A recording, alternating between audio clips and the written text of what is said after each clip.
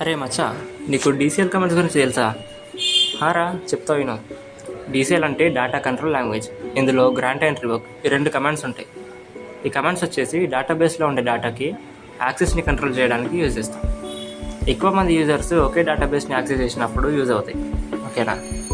యాక్సెస్ని administration manage చేస్తాడు.